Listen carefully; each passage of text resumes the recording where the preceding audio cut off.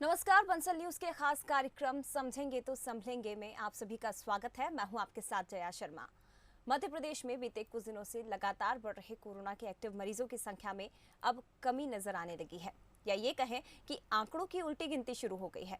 ठीक होने वालों की संख्या बढ़ रही है। ऐसे में सवाल यह है, क्या है संकेत कि एमपी में कोरोना काबू में आने लगा है? आज इसी पर हम चर्चा करेंगे और जुड़ेंगे कुछ खास मेहमानों के साथ।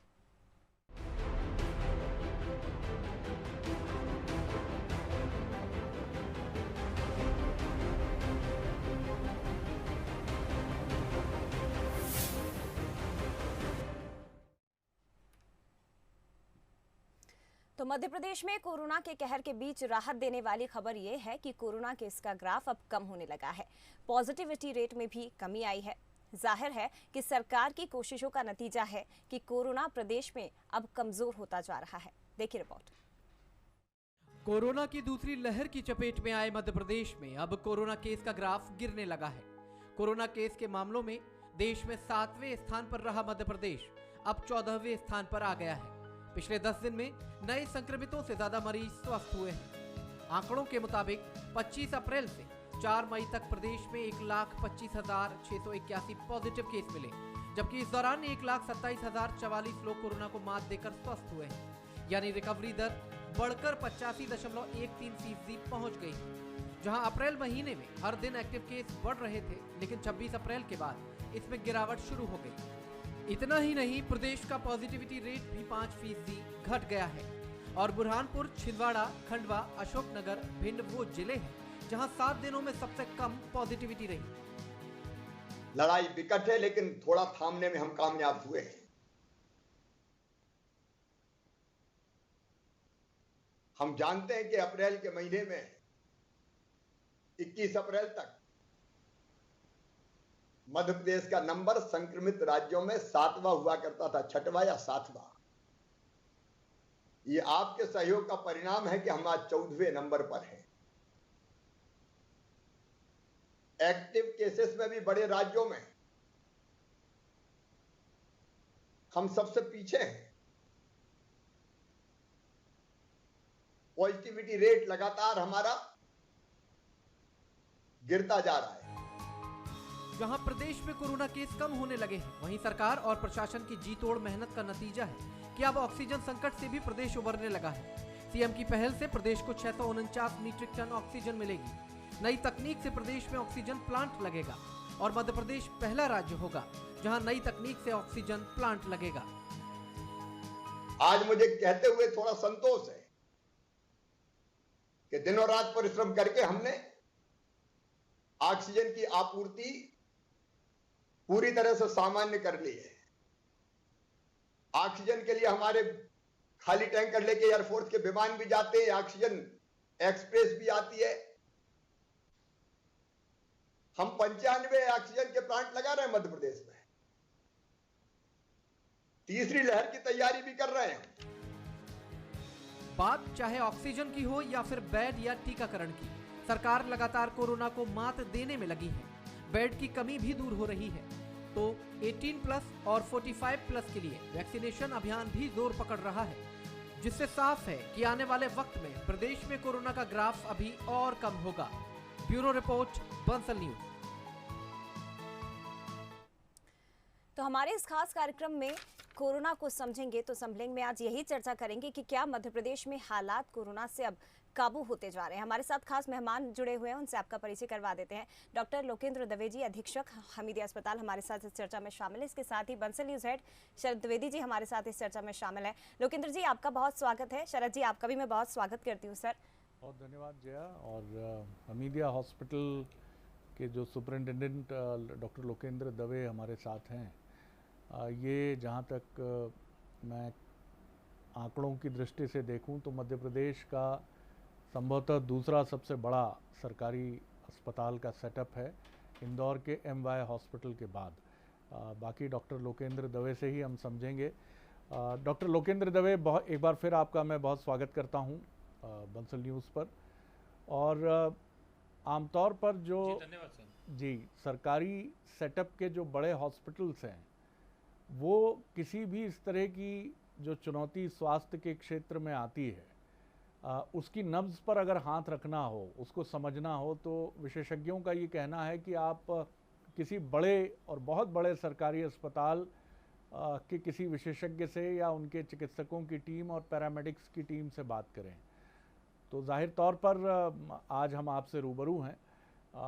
इस दौरान जिस तरह की चुनौतियों से आप रूबरू हुए, आपकी टीम रूबरू हुई, मैं सलाम करता हूं, प्रणाम करता हूं कि चिकित्सकों का जो भाव है कि बीते करीब करीब 1 साल से ज़्यादा समय से आप निरंतर जूझ रहे हैं, लेकिन वही भाव है कि नहीं, मानवता के लिए डटे रहना है। बहुत बधाई सर इसके लिए। मैं जानना चाहूँगा आपसे कि ये जो हमें लड़ाई विकट है, जटिल है, कठिन है, लेकिन कुछ संकेत ऐसे मिल रहे हैं कि हम अब चीज़ों को नियंत्रण में लाने की तरफ पहली सीढ़ियों पर कदम रख रहे हैं। कैसे देखते हैं आप इसको? जी। जी जी, मैं इस बीमारी की जो हमने अभी तक पिछले 1 से सवा साल में अनुभव लिया है, उस आधार पे ये कहना चाहूँगा कि निश्चित रूप से केसेस का कम होना, इसमें समाज के तबके का, सरकार का, सभी लोगों का बहुत बड़ा सहयोग होता है जी। लेकिन हमें सावधानी में कहीं अगले आने वाले महीनों तक कमी नहीं आने देनी है। ये बहुत महत्वपूर्ण चीज़ है। बिल्कुल ठीक बात। क्योंकि जब तक हमारे बहुत बड़े तबके का, जो हमारी पॉपुलेशन का बहुत बड़ा हिस्सा है, जब तक इन्फेक्शन होके इम्यूनिटी नहीं डेवलप कर देता या उनके अंदर वैक्सीनेशन की जो इम्यूनिटी है वो डेवलप नहीं हो जाती, तब तक ये खतरा बना रहेगा और इसके लिए हमें अलर्ट रहने की ज़रूरत है। निश्चित रूप से हमारे यहाँ जो जनता का सहयोग रहा है, सरकार के जो प्रयास रहे हैं, उससे संख्या मरीजों की पिछले 10 दिनों में लगातार घटती नज़र आ रही है और ये एक सुखद संकेत है। जो अभी मरीज अस्पतालों में भर्ती है, अगले 15 दिनों में उम्मीद है मुझे कि धीरे धीरे सब मरीज बाहर आएंगे और हमारा रिकवरी रेट और बढ़ेगा। लेकिन आने वाले समय में हमें सब लोगों को सहयोग की आवश्यकता है। जो सोशल डिस्टेंसिंग या फिजिकल डिस्टेंसिंग है, भीड़ भाड़ की जगहों को अवॉइड करना है, इन्फेक्टेड लोगों को जांच करा के आइसोलेट करना है और उसके अलावा हैंड सैनिटाइजेशन और मास्क, इन सब चीज़ों का हमें प्रयोग आने वाले कई महीनों तक करना होगा ताकि हम इस तरह की समस्या जो हमारे साथ अभी घटी है, इससे फिर से रूबरू ना होना पड़े और बड़ी संख्या में फिर से मरीज पैदा ना हो। ये हम सबकी संयुक्त जिम्मेदारी है। बिल्कुल, आपने बिल्कुल ठीक कहा डॉक्टर साहब की सावधानी ही सुरक्षा है और ये दूसरी लहर में अगर हमने इसको अपने चरित्र में और अपने व्यवहार में नहीं ढाला तो हमसे बड़ा अज्ञानी और इसकी भारी कीमत चुकाने वाला शायद कोई दूसरा समाज नहीं होगा, क्योंकि अब अगर चूके तो फिर बहुत मुश्किल है रिकवर करना। सर, आपने पहली लहर और दूसरी लहर का ये जो दौर हमने देखा है, बतौर एक चिकित्सक आपने क्या अंतर पाया है? जो चीज़ें आपने पहली वेव में नहीं देखी, दूसरी वेव में देखी, वायरस कुछ ज़्यादा ढीठ नज़र आया, ज़्यादा तेज़ी से ये आक्रमण करने वाला और म्यूटेट करने वाला पाया गया। क्या अंतर आपने पाया जिससे हम भी सावधान रहें और लोग अपने लक्षणों को बहुत जल्दी पहचान कर, चाहे वो सिम्टोमेटिक हों या एसिम्टोमेटिक हों, वो अपने को बहुत जल्दी चिकित्सक की निगरानी में ला पाएं? जी। देखिए, मैं दोनों एंगल से बीमारी को देखता हूँ। एक तो पहली लहर के पहले जो है लोग जो है थोड़े सावधान थे, लोगों में मन में डर था और जब पहली लहर में बहुत ज़्यादा मौतें नहीं दिखी या बहुत ज़्यादा कॉम्प्लिकेशंस नहीं दिखे लोगों को, तो धीरे धीरे हम लापरवाह होते गए। तो सामाजिक तौर पर जो हमारा व्यवहार है वो एक नॉर्मल ट्रेंड की तरफ जा रहा था, जिसका खामियाजा हमें निश्चित रूप से सेकेंड लहर में भुगतना पड़ा, क्योंकि एकदम से नंबर ऑफ पेशेंट तेज़ी से एक्सप्लोजिव हुए। साथ ही वायरस की प्रवृत्ति में भी कुछ चेंज जरूर नज़र आए, क्योंकि जो हमने अभी पेशेंट देखे, एक तो हमारा जो एज ग्रुप है, निश्चित रूप से मुझे लगता है वैक्सीनेशन का इफेक्ट हुआ, क्योंकि वैक्सीनेशन में जो हमने एज ग्रुप पहले 60 साल से ज़्यादा लोगों को चुना था, उसके बाद 45 प्लस के लोगों को चुना, तो आने वाले हमारे जो नए पेशेंट थे वो उससे लोअर एज ग्रुप के आए और उनके अंदर कॉम्प्लिकेशंस की संख्या हमें थोड़ी सी ज़्यादा मिली। तो निश्चित रूप से वैक्सीनेशन का जो है मैं जोड़ के देखता हूँ कि इसका ट्रेंड के ऊपर असर पड़ा है। दूसरा, वायरस की जो प्रवृत्ति है उसके अंदर भी कहीं चेंज नज़र आया हमें। लोगों को जो सिम्टम्स हैं उसके अंदर पहले हम सर्दी, खांसी, बुखार ये सिम्टम मेन देख रहे थे, लेकिन इस लहर में हमने देखा कि कई सारे दूसरे सिम्टम्स हैं जिनका भी हमारा सामना हुआ है, और उसके अंदर पर्टिकुलरली जैसे एब्डोमिनल सिम्टम्स हैं, पेट संबंधी समस्याएं हैं, या कई लोगों को मसल्स और बोन का पेन है, ये जो समस्याएं हैं, सर दर्द है, इस तरह की समस्याओं से ज़्यादातर पेशेंट हमारे पास आए हैं। रेस्पिरेटरी सिम्टम्स थोड़े लेट आए हैं पेशेंट में, और इस वजह से कई बार अस्पताल में सीरियस कंडीशन में पेशेंट पहुंचे हैं, और उनमें से कई पेशेंट की अकाल मृत्यु भी हुई है। तो वायरस का भी प्रकोप है। वायरस के अंदर निश्चित रूप से कहीं चेंज नज़र आया है कि उसकी जो हमारा प्रेजेंटेशन है, ह्यूमन के साथ में इंटरेक्शन है, उसके अंदर सिम्टम प्रेजेंटेशन के अंदर चेंज देखने के साथ हमें ये भी देखने को मिला कि लोगों का व्यवहार जो है उसके अंदर परिवर्तन की वजह से अचानक इन्फेक्शन का एक्सप्लोजन हुआ और ज़्यादा संख्या में मरीज आए। दूसरा जो इन्फेक्शन की स्प्रेड की जो हमने देखी प्रवृत्ति कि एक व्यक्ति से जो इन्फेक्शन का स्प्रेड होता है, या R0 बोलते हैं जिसको हम, तो वो कहीं ज़्यादा था पिछले मुकाबले। पहले हम एक व्यक्ति के संपर्क में आने वाले 2 व्यक्ति या 3 व्यक्ति में संपर्क में जो है मरीज देखते थे। इस समय हमने देखा हर परिवार में परिवार का परिवार संक्रमित होकर आया है। तो ये एक बड़ा चेंज हमें नज़र आया है कि इन्फेक्टिविटी भी चेंज हुई है वायरस की, और यही कारण है वायरस अपनी प्रवृत्ति और चेंज कर सकता है, और हमें सावधान रहने की ज़रूरत है, जो मैंने शुरू में सबसे निवेदन किया। जी, एक चीज़ और हमें समझाइए डॉक्टर साहब, ये भी हमने देखा कि जैसा आपने कहा कि कुछ लक्षण बदले हैं पहली लहर की तुलना में, और अब रेस्पिरेटरी जो प्रॉब्लम्स पहले बड़ी जल्दी समझ में आती थी, अब उनकी जगह बैक पेन है, अपसेट स्टमक है, पेट ख़राब होना है, हेडेक है, फीवर गायब है, खांसी गायब है, सर्दी जैसे लक्षण गायब हैं। तो और सडनली छठे 7वें दिन या 5वें दिन से रेस्पिरेटरी प्रॉब्लम्स शुरू हो जाती हैं, और पेशेंट फिर एकदम से एक्यूट ब्रोंकाइटिस या फेफड़े के प्रॉब्लम से सामने आता है। तो क्या सावधानी वो खुद बरते, और क्या चिकित्सकों का परामर्श है इसके लिए? जी जी देखिए, सबसे महत्वपूर्ण बात है कि जब पैंडेमिक की सिचुएशन हो, बहुत लंबे अरसे से हम झेल रहे हैं पैंडेमिक को, तो ऐसे समय में कोई भी एबनॉर्मल सिम्टम अगर बॉडी में, भले ही वो शॉर्ट लिव्ड हो, कुछ घंटे या 1 दिन या 2 दिन रहा हो, उसको हमें सावधानी से लेना है। इसके 2 कारण हैं। अगर मैं ग्रसित हूँ बीमारी से, तो मेरे ऊपर, शरीर के ऊपर भी असर आएगा बीमारी का, हो सकता है लेट प्रेजेंटेशन में मुझे कॉम्प्लिकेशन हो जाए, तो इसलिए मेरा जांच होना ज़रूरी है। दूसरा, मेरे से दूसरे लोगों को स्प्रेड ना हो, क्योंकि अगर मैं बहुत एसिम्टोमेटिक या माइल्ड केस के रूप में भी हूँ, तो मैं खुद ठीक हूँ, लेकिन मैं दूसरों के लिए सोर्स का काम करता हूँ इन्फेक्शन स्प्रेड करने का। तो इसलिए यदि कोई व्यक्ति को कोई भी एबनॉर्मल सिम्टम पैदा हो, उसको अपनी जांच करा लेना चाहिए चिकित्सक की परामर्श लेके, ताकि यदि व्यक्ति इन्फेक्टेड है या इन्फेक्शन का सोर्स बन सकता है, तो उसको अपना टेस्ट करा के आइसोलेट होने में मदद मिले। आइसोलेशन गाइडलाइन मुताबिक 2 हफ्ते का या 14 दिन का जो हम रिकमेंड करते हैं, उसको पालन हर व्यक्ति को करना है, चाहे वो एसिम्टोमेटिक हो। यदि आप पॉजिटिव हैं तो आइसोलेट जरूर हो, ताकि हम समाज में बीमारी फैलाने का काम ना करें। ये बहुत इम्पॉर्टेंट बात है कि हम समाज में बीमारी न फैलाएं। कोरोना से रिकवर हो जाने के बाद के जो कॉम्प्लिकेशंस हैं, इस बार वो भी पहली लहर की तुलना में शायद हमें अधिक देखने को मिले हैं, और कुछ हमने हार्ट अटैक्स और दिल से जुड़ी परेशानियां भी अधिक देखी हैं। तो पोस्ट कोरोना जो एरा है, इस दौरान हमें आने वाले जो 2-3 महीने रहते हैं, जो भी पेशेंट रिकवर हुए हैं कोरोना से, उन्हें किस तरह की सावधानियां रखनी चाहिए, और किस किस तरह की जांचें, ब्लड टेस्ट जो हैं, जिनसे वो अपने दिल का या जो दूसरे इम्पॉर्टेंट ऑर्गन्स हैं, चाहे वो लिवर हो, किडनी हो, इन सब पर भी वो निगाह रखे। कैसे आप इसमें क्या सजेस्ट करेंगे? जी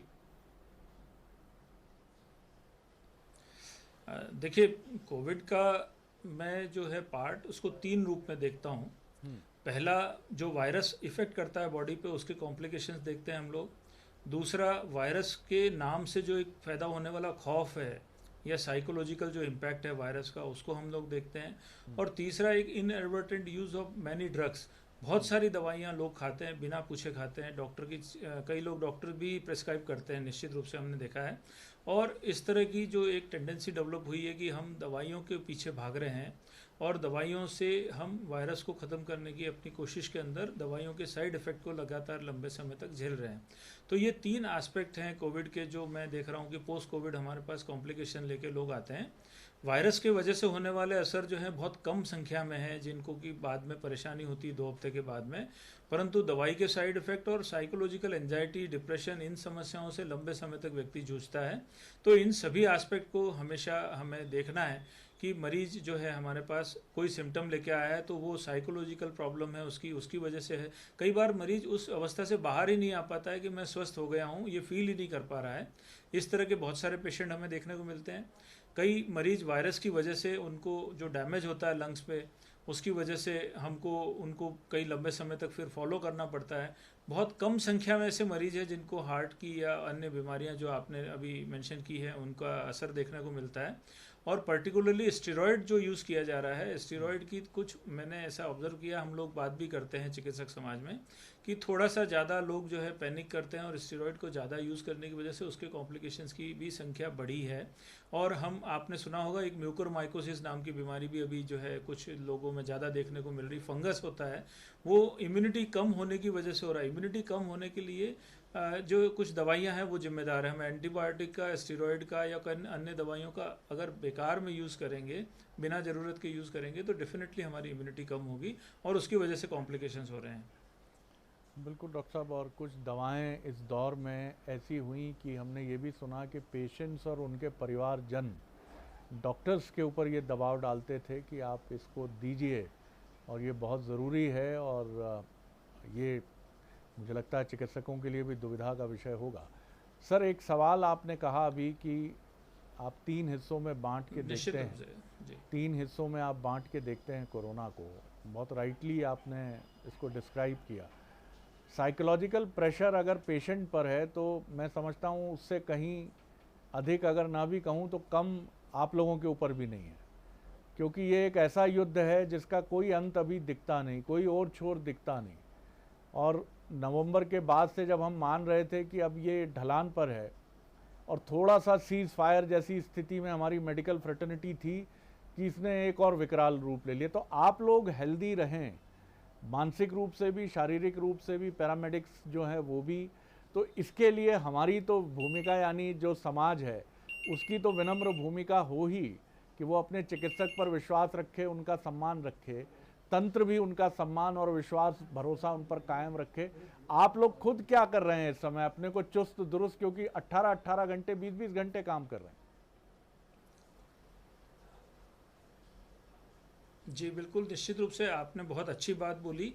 मैं समाज से आपके माध्यम से अपील करूंगा कि जो हमारे वार्ड बॉय, जो हमारे सफाई कर्मी, जो हमारे प्रशासन के निचले स्तर के लोग आपकी सेवा में जुटे हैं, वहाँ से लेकर और चिकित्सक और अन्य जो प्रशासनिक अधिकारी हैं, सभी लोग आपके और समाज के सेवा के लिए, हित के लिए, सरकारी कार्य के लिए समर्पित रूप से काम कर रहे हैं।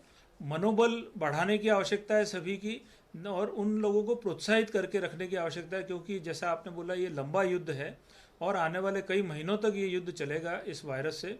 दूसरी जो समस्या है इस वायरस की कि अभी 1 साल बीतने के बाद भी WHO की जो लेटेस्ट एविडेंस बेस जो रिकमेंडेशंस आई हैं उनमें हमने देखा कि कोई भी दवा ऐसी नहीं जो 100% इफेक्टिव या बहुत अच्छी इफेक्टिव दवा इसके लिए कोई कारगर कही गई हो। सारी दवाइयाँ जो है ऑफ लेवल यूज़ या बहुत एक्सपेरिमेंटल स्टेज के अंदर रिकमेंड की गई है, और इसलिए कोई भी दवा उपलब्ध हो या ना हो उसके लिए बहुत ज़्यादा पैनिक करने की आवश्यकता नहीं है। हमें अपने सिस्टम को सपोर्ट करने के लिए यदि डॉक्टर कुछ रिकमेंड करता है तो उस पर भरोसा करके इलाज करें, बहुत ज़्यादा आपाधापी न करें। एंटीवायरल दवाइयों के लिए या टोस्लिजुमैब या इम्यूनोसप्रेसेंट्स के लिए यदि अवेलेबल हो जाए और डॉक्टर रिकमेंड करते हैं तो ज़रूर लें। यदि अवेलेबल ना हो पाए तो कोई परेशान होने की बात नहीं, उसके बिना भी इलाज हो रहे हैं और इलाज बहुत अच्छे से होते हैं यदि हम अपने मन और तन से तसल्ली रखें और हम रेस्ट करें और ऑक्सीजन की आवश्यकता पड़ने पर बॉडी को ऑक्सीजन दें। अननेसेसरी ऑक्सीजन ना दें और कमी ना होने दें ऑक्सीजन की, दोनों चीज़ों का ध्यान रखें। तो निश्चित रूप से रेस्ट के साथ बॉडी अपनी रिकवर करते हुए कोरोना की जो मृत्यु दर है वो लगभग 1-1.5% के आसपास है। 98.5% तो रिकवर होंगे ही होंगे। ये फॉर्मूला हमने पिछले 1-1.5 साल से आजमा के और जो फिगर्स हमें दिखते हैं उस आधार पे मैं बात कर रहा हूँ। इसलिए मनोबल ना खुद का डाउन होने दें, ना परिवार का, ना डॉक्टरों का, ना किसी स्टाफ का। सभी लोग मिलके इस लड़ाई से लड़ेंगे। इस भावना के साथ समाज को आगे आना चाहिए। समाज को निश्चित रूप से जो सेवाभावी हमारे जो चिकित्सा और पैरामेडिकल के स्टाफ हैं उनके साथ अपने व्यवहार को बिल्कुल संतुलित रखना चाहिए, ऐसा मेरा निवेदन है। बिल्कुल आपने ठीक कहा सर। मेडिसिन की आपने बात की, ये बिल्कुल ठीक बात है कि आज तक हमारे पास कोई निश्चयात्मक असर्टिव मेडिसिन प्रोटोकॉल कोरोना के ख़िलाफ़ नहीं है। अभी मैं एक मेडिसिन की चर्चा सुन रहा हूँ और वो प्रेस्क्राइब भी की जा रही है। जैसे पिछले साल हमने सुना था कि हाइड्रोक्सी क्लोरोक्विन एक प्रोफाइलिसिस के लिए भी दी जाती है, निदान नहीं रोकथाम के लिए भी ये माना गया कि ये प्रोटोकॉल में है। हालांकि बाद में कॉन्ट्राडिक्टरी। इस समय मैं सुन रहा हूँ आइवरमेक्टिन 12 mg, इस वैक्सीन इस मेडिसिन के बारे में हम सुन रहे हैं। अगर आप इस पर कुछ टिप्पणी करना चाहें संक्षेप में। जी देखिए, आइवरमेक्टिन, एजिथ्रोमाइसिन, हाइड्रोक्सी क्लोरोक्विन, ये सब दवाइयाँ जो है निश्चित रूप से इन विट्रो मीन्स लैब के अंदर वायरस की ग्रोथ को रोकने में और वायरस का जो ह्यूमन इंटरेक्शन है उसको रोकने में कहीं कुछ हद तक असरकारक दिखी थी, इसलिए रिकमेंड की गई। लेकिन जब लार्जर स्केल पर स्टडीज़ करके और ये पाया गया कि जब ह्यूमन में वायरस एक्टिव होता है तो उसमें ये बहुत ज़्यादा इफेक्टिव नहीं है दवाइयाँ। तो जो साइंटिफिक बॉडीज़ हैं, WHO हैं या ICMR है, इनसे जो रिपोर्ट निकल कर आई, साइंटिफिक बेस्ड जो एक एवेल्यूशन किया गया है, उसके अंदर ये दवाइयाँ बहुत ज़्यादा इफेक्टिव या डिपेंडेबल नहीं पाई गई हैं कि जिसके भरोसे हम युद्ध लड़ सके कोरोना से। लेकिन चूँकि लैब के अंदर थोड़ा बहुत एफिकेसी हर दवा की है, तो कुछ रेजिम प्रचलित हैं और उनको डॉक्टर्स यूज़ करके देख रहे हैं। हो सकता है उनसे लाभ हो रहा हो या ना भी हो रहा हो, परंतु जो एक प्रचलन में कुछ रेजिम्स हैं उनके अंतर्गत ये आइवरमेक्टिन नाम की दवा भी दी जा रही है। आइवरमेक्टिन का कुछ प्रोफाइलेक्टिक रोल भी कहा जा रहा है, लेकिन इसके भी पक्ष में बहुत ज़्यादा एविडेंस नहीं है। तो इसलिए डिपेंडेंसी नहीं रखें इन दवाओं पे, और यदि दवाएं प्रेस्क्राइब की जाए तो लेने में कोई नुकसान नहीं है, इसलिए दवाइयाँ ये दी जाती हैं। बिल्कुल। और आप किसी भी एक्सपोनेंट जो चिकित्सक हैं, कोई विशेषज्ञ चिकित्सक जो हैं, कृपया उन्हीं से परामर्श के बाद ही इन दवाओं का सेवन करें। व्हाट्सएप यूनिवर्सिटी पर बिल्कुल इस मामले में भरोसा ना करें, क्योंकि व्हाट्सएप एक ऐसी संस्था हो गई है जिस पर लोग ऐसा विश्वास करते हैं जैसे वो कोई ऑक्सफोर्ड या हार्वर्ड की कोई यूनिवर्सिटी है, जहाँ से जो सूचनाएं आती हैं वो बड़ी फिल्टर्ड और बड़ी ही क्रेडिबल होती हैं। सर, एक मनोवैज्ञानिक भय इन दिनों ये भी है उन लोगों को जो हॉस्पिटल्स जाने से वैसे भी डरते थे और अब एक कंटिंजियस संक्रामक बीमारी की वजह से वो हॉस्पिटल नहीं जाते। एक केस मैंने अभी इंदौर में देखा, एक जानी मानी शख्सियत जो थी, दुर्भाग्यपूर्ण तरीके से उनका निधन हुआ, लेकिन वो हॉस्पिटल ही नहीं गए कि कोरोना हो जाएगा। लोग सीटी अपना चेस्ट का अननेसेसरली करा रहे हैं, कई लोग बार बार जांच कराने पहुंच रहे हैं, वैसे ही बहुत प्रेशर है, आप RT-PCR की लाइन में फिर खड़े हो जाते हैं। अगर आप कोई सेलिब्रिटी हैं, कहीं यात्राएं कर रहे हैं, बार बार आ रहे हैं बाहर, तो भी जस्टिफाई होता है। लेकिन इस तरह के जो अप्रोच है, ये क्या एक मनोवैज्ञानिक समस्या है और कैसे उभरें इससे? जी देखिए, मैंने शुरू में निवेदन किया कि यदि एक बार कोई रैपिड एंटीजन पॉजिटिव आ जाए या RT-PCR पॉजिटिव आ जाए, रिपोर्ट पॉजिटिव आते ही ये मान लिया जाए पेंडेमिक के टाइम में कि मैं इन्फेक्टेड हूँ और मैं दूसरों के लिए भी इन्फेक्टिव हो सकता हूँ, तो मुझे आइसोलेट होना चाहिए 14 दिन के लिए। फिर उसके बाद आती है मुझे लक्षणों पे अपनी निगरानी रखना। यदि मुझे एसिम्प्टोमेटिक कैटेगरी में रखा गया है तो मैं अपने आप को वॉच करता चलूँ। यदि मुझे माइल्ड कैटेगरी में रखा गया है तो मैं डॉक्टर से परामर्श लेके अपने सिम्टम्स का इलाज करूँ ताकि मेरे सिम्टम बढ़े ना। उसके बाद अगर मेरी मॉडरेट स्टेज आ रही है जिसके अंतर्गत मेरा ऑक्सीजन लेवल अगर फॉल होने लगता है तो मुझे इमीडिएटली अस्पताल की शरण लेनी चाहिए। ऐसे में कुछ लोग घर पे रह के कुछ उल्टी सीधी दवाइयाँ या स्टेरॉइड खा के बीमारी को दबाने की कोशिश करते हैं, या घर पे बिना किसी गाइडेंस के ऑक्सीजन लेने की कोशिश करते हैं, और यहीं थोड़ी सी एक नुकसान होने की संभावना रहती है। पर्टिकुलरली हमने अभी जो यंगस्टर्स में एज ग्रुप में जो 40 to 60 की एज ग्रुप में डेथ्स देखी हैं, उनमें कईयों में ये कारण रहा कि आदमी आने में लेट अपने कारणों से हुआ है। दूसरा एक जो कारण है कि एक हवा फैल गई थी कि बेड अवेलेबल नहीं है, तो आदमी घर में अपना किसी तरह से इलाज करता रहता है, वो ये कोशिश ही नहीं करता है कि मैं अस्पताल में जाऊं और समय से इलाज लूं। तो ये दो चीज़ें जो है, इस वजह से कई बार हम डिलेड अप्रोच जो है लोगों की मिली हमें, कि जो लोग आने में लेट हुए और इस वजह से कईयों की दुर्भाग्यपूर्ण मृत्यु भी हुई उनमें से। लेकिन आप ये ज़रूर देखें कि यदि मेरी आवश्यकता है और मेरे लिए ऑक्सीजन की ज़रूरत है, तो निश्चित रूप से कहीं ना कहीं मेरी व्यवस्था बन जाएगी।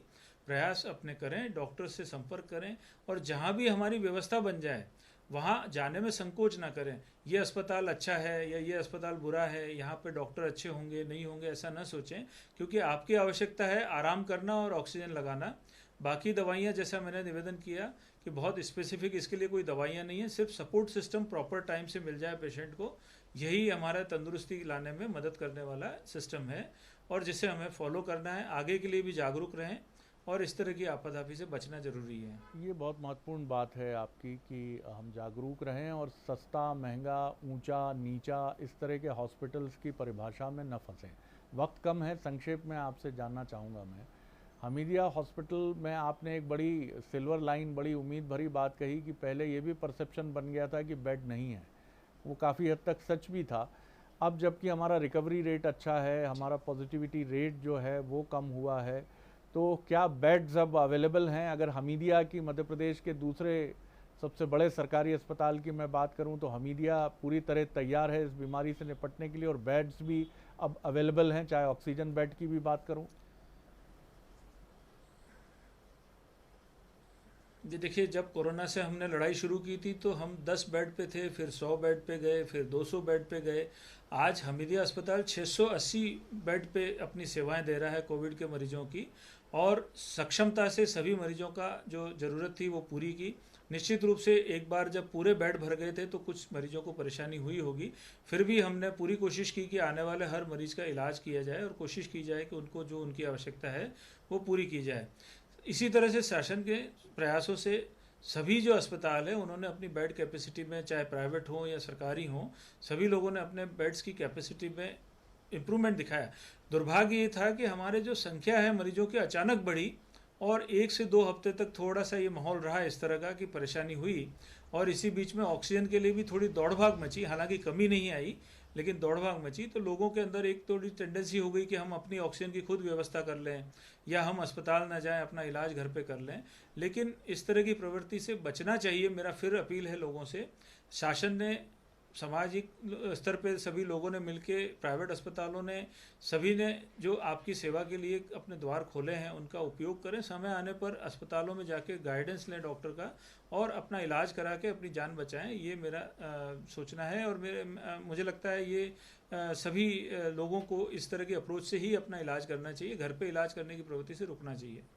आखिरी मैं सवाल तो नहीं कहूँगा, इसको आप सुझाव के तौर पर देख सकते हैं, और भारतीय पत्रकारों के साथ शायद ये चुनौती भी है कि वो एक आध सुझाव वाला सवाल ज़रूर सामने रखते हैं। मेरा निवेदन इसमें ये है कि आप चिकित्सक, चाहे सरकारी क्षेत्र के हों, निजी क्षेत्र के हों, पैरामेडिक्स, सफाई कर्मचारी, इन सब को जैसे जैसे हम इस जंग में आगे बढ़ते जाएंगे, उन सब के सम्मान, उनके योगदान को रेखांकित करने की भी एक बड़ी आवश्यकता है।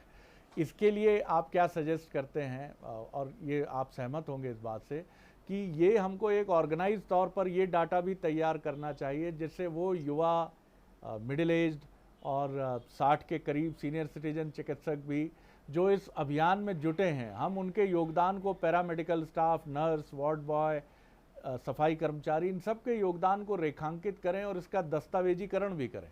जी डॉक्टर साहब।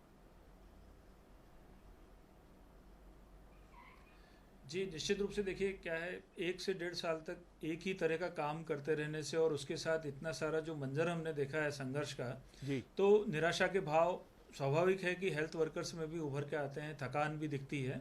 उनका हतोत्साहित न हो इस तरह का हमारा वातावरण बने, इसके लिए समाज के हर अंग, हर व्यक्ति, हर जो वर्ग है उसका सहयोग अपेक्षित। बिल्कुल, ये बहुत महत्वपूर्ण चीज़ है। बड़े मितभाषी हैं डॉक्टर दवे, और निश्चित तौर पर इस समय उनके मस्तिष्क में घूम रहा होगा। 680 बेड का हॉस्पिटल, वहाँ की चुनौतियाँ, वहाँ का प्रबंधन, और इसी के बीच में वो मीटिंग्स जहाँ पर आपको डाटाज और अपडेशन देना पड़ता है, और यहीं से एक चिकित्सक का वो विराट स्वरूप भी हमारे सामने आता है, जिसे कई बार हम अपनी एंग्जाइटी, अपने प्रियजन को स्वस्थ देखने की जद्दोजहद में हम शायद इग्नोर करते हैं। लेकिन मैं फिर याद दिलाऊंगा आप सभी को, और ख़ुद भी याद करूंगा कि डॉक्टर दवे और ये जो पूरी टीम है हमीदिया हॉस्पिटल की, इसको नमन है, प्रणाम है।